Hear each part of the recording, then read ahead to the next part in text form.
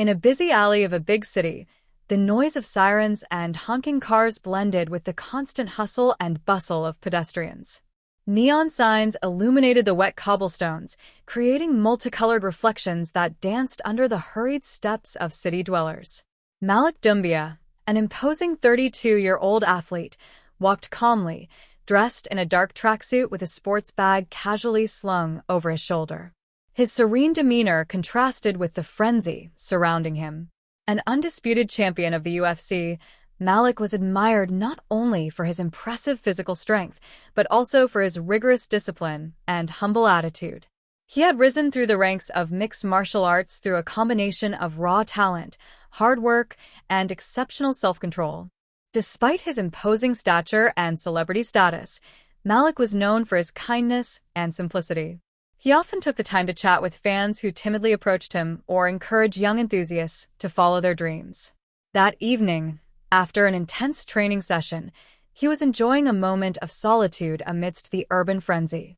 The muscles of his perfectly sculpted body still seemed tense from his recent exertion, but his gaze betrayed a rare serenity. Although constantly under the spotlight, Malik found comfort in losing himself in the anonymity of the crowd. For him, every walk was an opportunity to reconnect with reality, to remember his humble origins, and never lose sight of the values that had led him to the top. However, that evening, Malik would become a target, not because of his success or talent, but because of the color of his skin and the deeply ingrained prejudices in the mind of a police officer. Officer Morrow, known in the neighborhood for his brutal methods and openly discriminatory attitude, was patrolling the area. He was a man in his 40s, with harsh features and a perpetually suspicious look. His uniform, slightly wrinkled, seemed to reflect the rigidity of his character. When his eyes fell on Malik, tall, muscular, and carrying a sports bag, a scenario immediately formed in his mind. This man must be suspicious.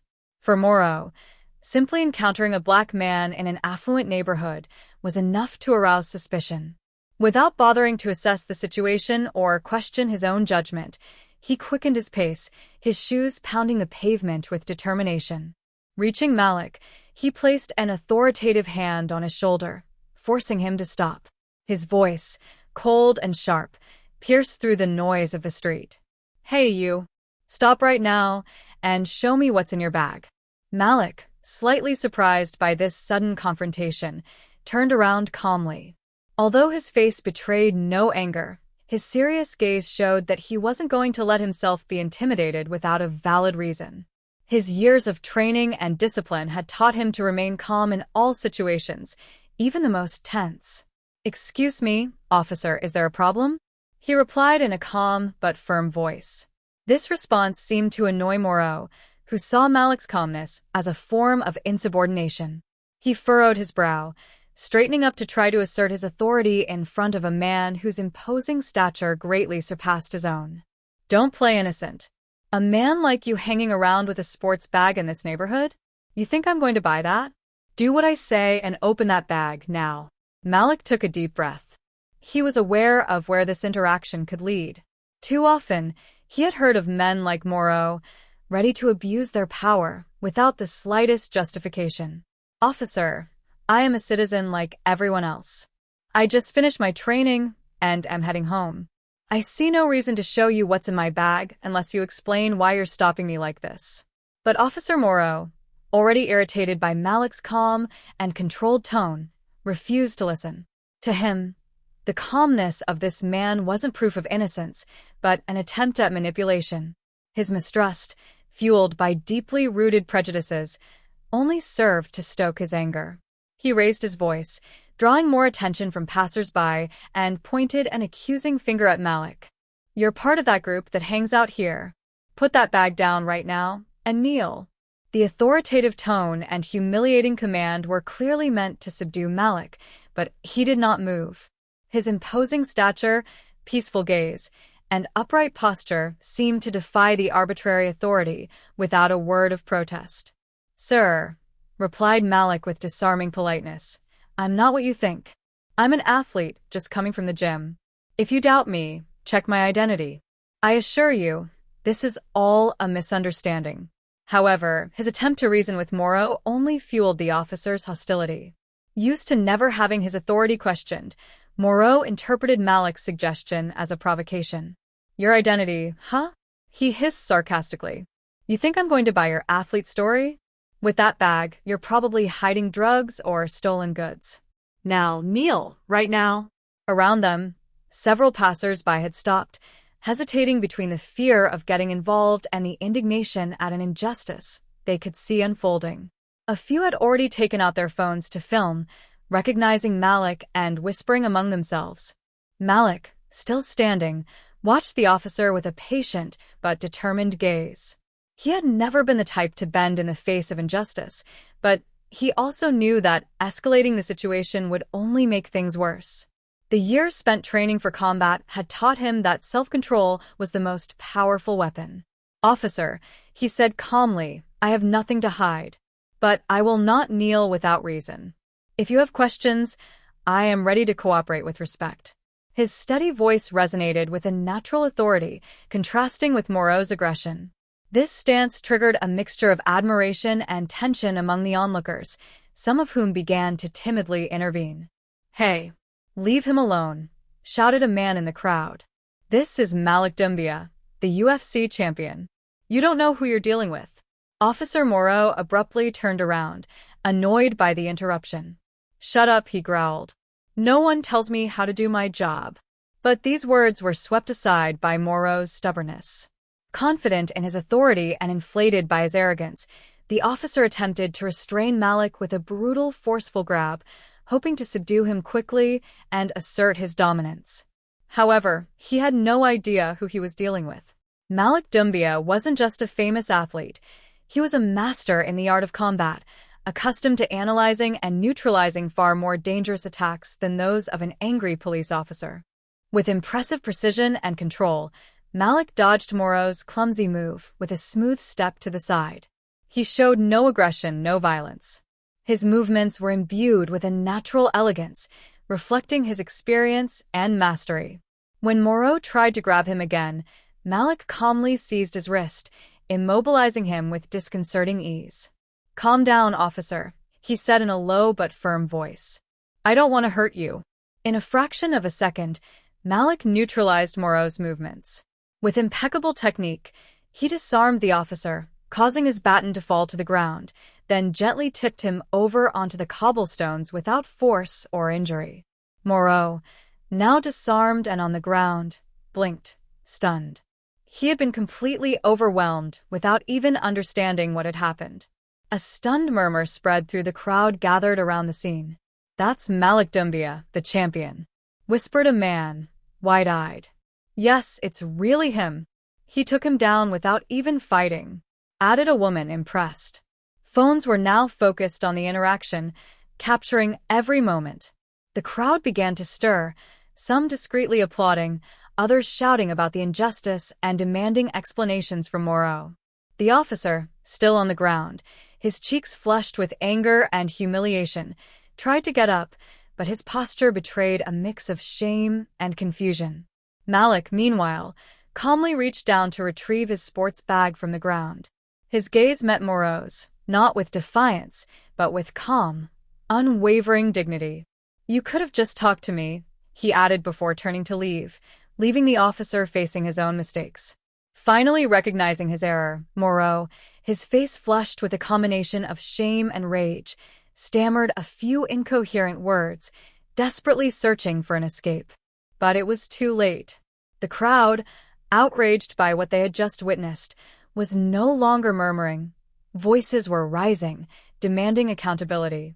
"This behavior is unacceptable," shouted a man in the crowd. "And this is supposed to be a law enforcement officer?"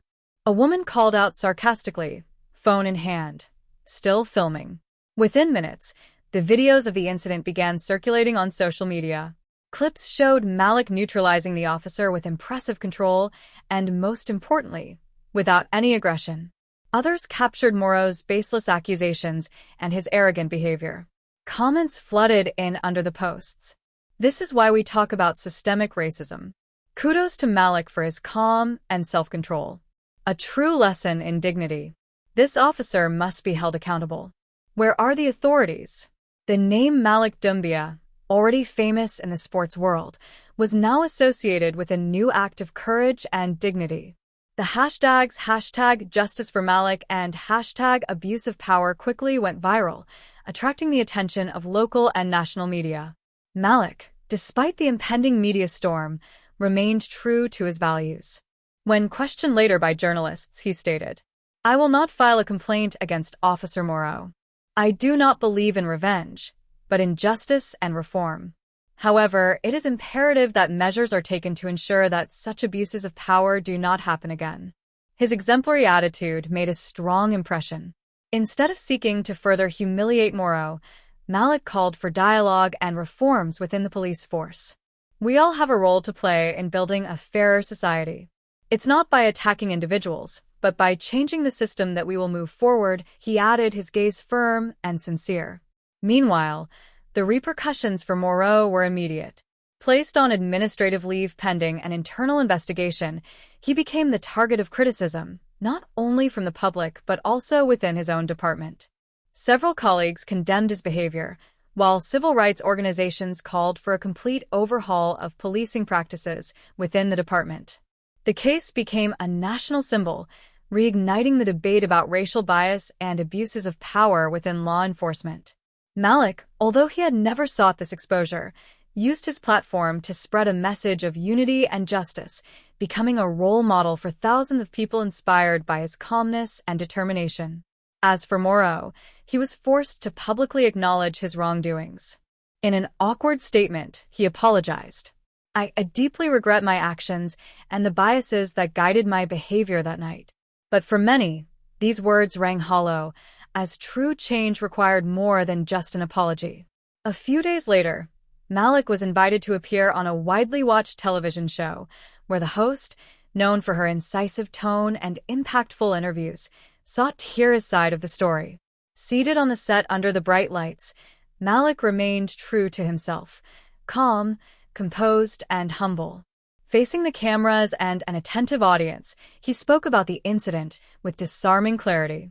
"What happened to me is not unique," he began. "I was fortunate to have received training, to have the self-control necessary to prevent this situation from escalating. But how many others don't have that chance? How many suffer these injustices in silence, without witnesses, without cameras to protect them?" The host, impressed, asked a direct question. "Do you think your fame played a role in the outcome of this situation?" Malik slowly nodded before responding. "Absolutely. If I hadn't been recognized by the crowd, if people hadn't filmed, this story could have ended very differently. And that's precisely what worries me.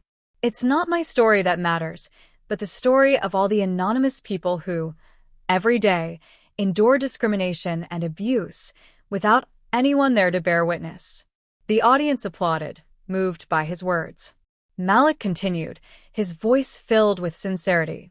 "We need to change the way we see things.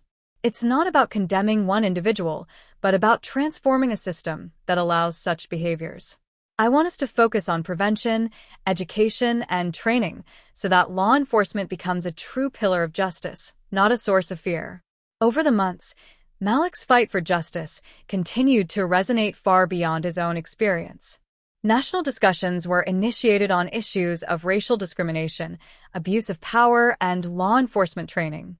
Malik, with his natural charisma and disarming humility, became a central figure in this movement. He participated in roundtable discussions, collaborated with civil rights organizations, and was even invited to speak before parliamentary assemblies to advocate for concrete reforms. "It's not about blaming an individual," he often repeated. "It's about collective responsibility and the will to do better." Malik's efforts weren't limited to speeches. He invested part of his earnings to create a foundation aimed at providing opportunities for young people from disadvantaged neighborhoods. The foundation offered mentorship programs, scholarships, and sports initiatives to teach not only the art of combat, but also the values of discipline, respect, and resilience. "Sport taught me how to channel my strength, how to turn anger into constructive energy," he explained at a launch event. "I want to pass on this lesson to those who don't always have the means to defend themselves in this world." His commitment inspired many young people who saw him not only as an exceptional athlete, but also as a leader ready to fight for a better future. The media followed his journey with admiration, presenting him as a champion in the ring and champion for justice. The initial incident, which could have been just another news story, became a symbol of hope and change. Malik received honorary awards, including one for his dedication to human rights.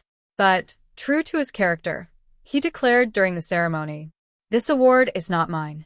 It belongs to all the people who fight in the shadows for a fairer world. I am just one voice among many." Meanwhile, his athletic career continued to shine. Malik, already the undisputed UFC champion, became an even more respected figure in the sports world. Each victory in the ring was celebrated not only for his performance, but also for the values he embodied. Over time, Malik became a true model of leadership and integrity. He was frequently invited to deliver inspiring talks, where he shared his journey, his struggles, and his vision of a better world. True strength, he often said, is not measured by the power of your fists, but by your ability to stand tall, extend a hand, and build bridges, even when everything seems to push you to strike. Thus, Malik Doumbia, athlete, humanitarian, and man of principles, proved that even in the face of the most blatant injustices, humanity, dignity, and courage could prevail. His story became a universal reminder that everyone, in their own way, can be a driving force for change and a light in the darkest moments.